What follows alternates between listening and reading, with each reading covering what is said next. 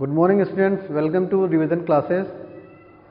Student, today we are going to revise the chapter force and pressure.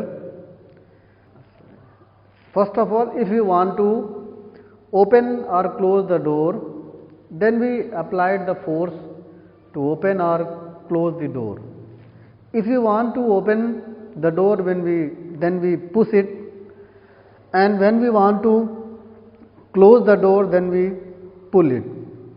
And during the applying the force between pushing and pulling, so this applying of force, that is defined as the push or pull acting on an object, is called force.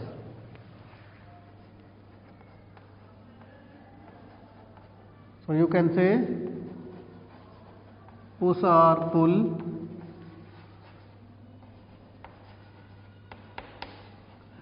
acting on an object is called force. Now students,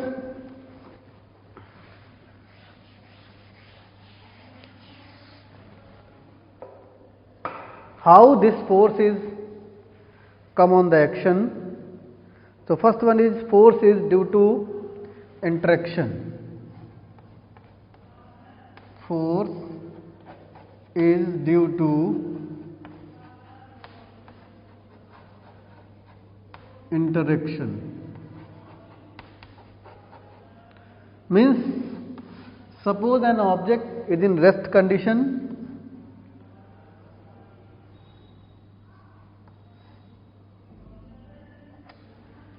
and that is until the rest, when we are not applying the force on it, but a boy is standing just beside that object, then this object is not come on the motion, but when they apply the force on this object, then it is comes on the action. Means it is start to move. So how this happened? Due to the interaction of this boy and that particular object, then that object come on the motion and start to rotate or start to move. So force is due to an interaction of the object. Now second is force has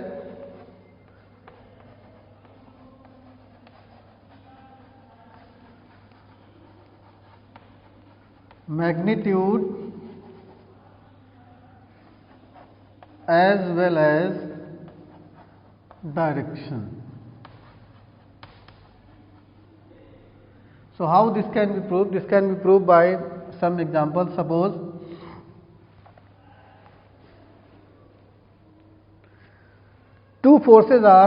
if two forces are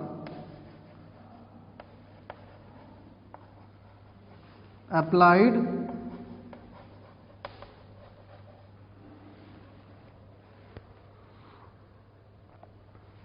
in the same direction,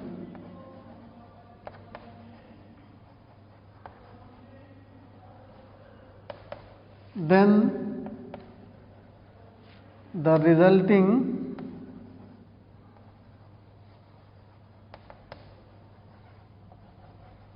force is sum of two forces. Suppose it means if we applied the force, if two persons applied the force in the same direction, then these forces are added to each other. It means they are the sum of the two forces. They add to each other, and the force that is applied on the object is sum of these two. Those are applying the force. Second is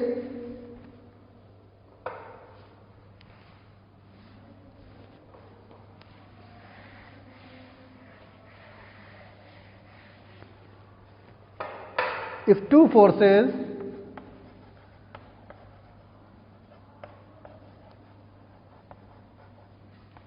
applied in the opposite direction,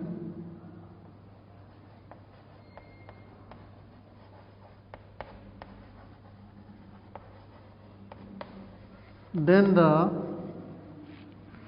resulting force is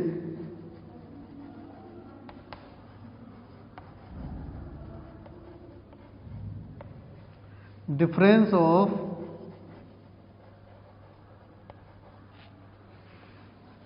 two forces. Means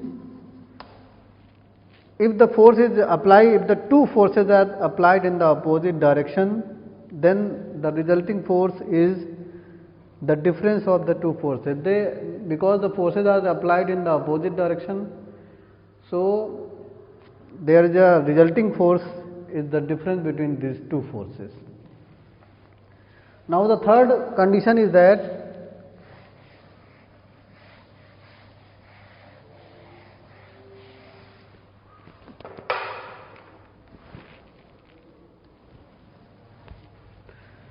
if the two forces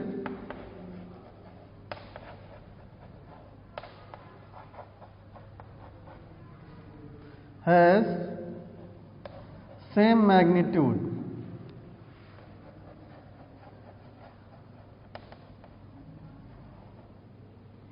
but they applied on the opposite direction,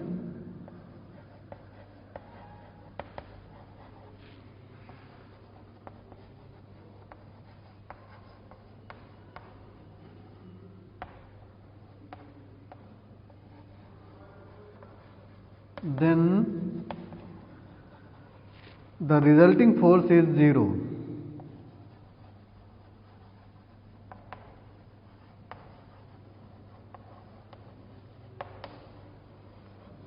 Because from the both sides the force is applied on the object is same, but that magnitude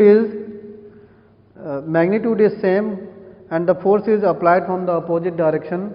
So the resulting force will be 0 because the same force is applied between the two directions. So the net force is 0. Now we come on the next topic, that is effect of force.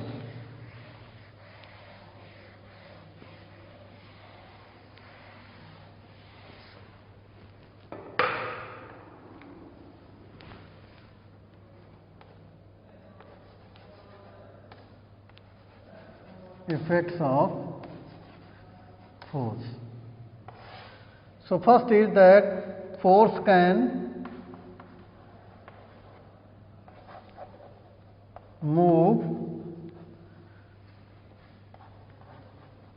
a stationary object. Means this is the first effect of force, कि force can move the stationary object. Suppose an object is in rest condition. You see in the game of football that football is in rest condition. Now a footballer come and they kick it, then you see that football is come on the motion. So initially you see that when he not kick the ball, that is in rest condition, but when he kick it, then it is come on the motion. So this proves that force can move an stationary object. Second is that a force can stop the moving object.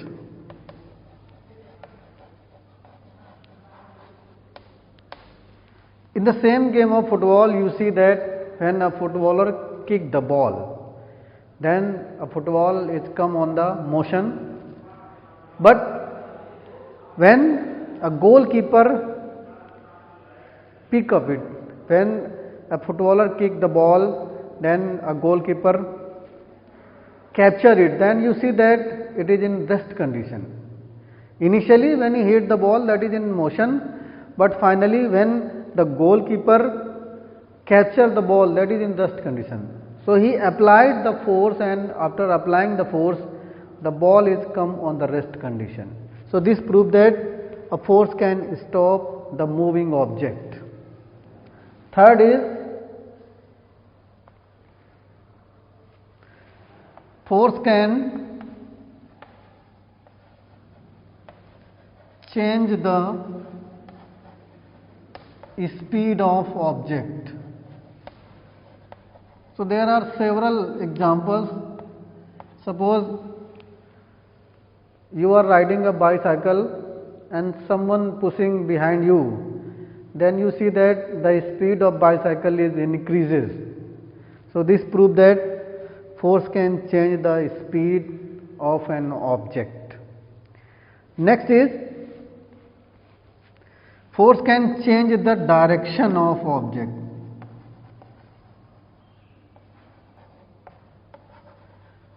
Direction of object means you see in the game of cricket, when a bowler throw the ball, then you see that a batsman hits the ball and it changes the direction. Means if a batsman wanted to kick that ball in the different direction, there are several directions in the game of cricket. So a bowler deliver a ball and a batsman hits the ball and it changes the direction of that ball. So this proves that force can change the direction of object. Now next is force can change the shape of object. So there are also several examples to prove that force can change the shape of object. Suppose you take a spring and you applied the force, then you see that it is stretched. But after some time when you release the spring, then it is come on its initial condition. So this proves that force can change the shape of an object. So these are the effects of the force. Now we come on the next topic, and that is types of forces. So all types of forces are divided into two types. First is contact force and second is non-contact force. So let us understand one by one. The first one is contact force. As the name indicates, contact force, the force that is applied when an object comes on the physical contact of another object, that is called a contact force. So the contact force is also two types: muscular force and second is frictional force. Muscular force means a force applied by the muscles, that is known as a muscular force.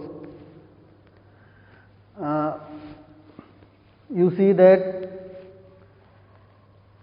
in the game of badminton or in the athlete or weightlifters, when you see that when the weightlifters lifting the weight, then he or she applied the force to lift that particular weight. So they pick up that particular weight due to the muscular force. So this is the example of muscular force. Now we come on the frictional force. The force that is always opposes the motion of object, that is known as a frictional force. A frictional force is applied between the sole of our shoes as well as between the ground when we walk or when we run. Then the frictional force is applied between the sole of our shoes and the ground.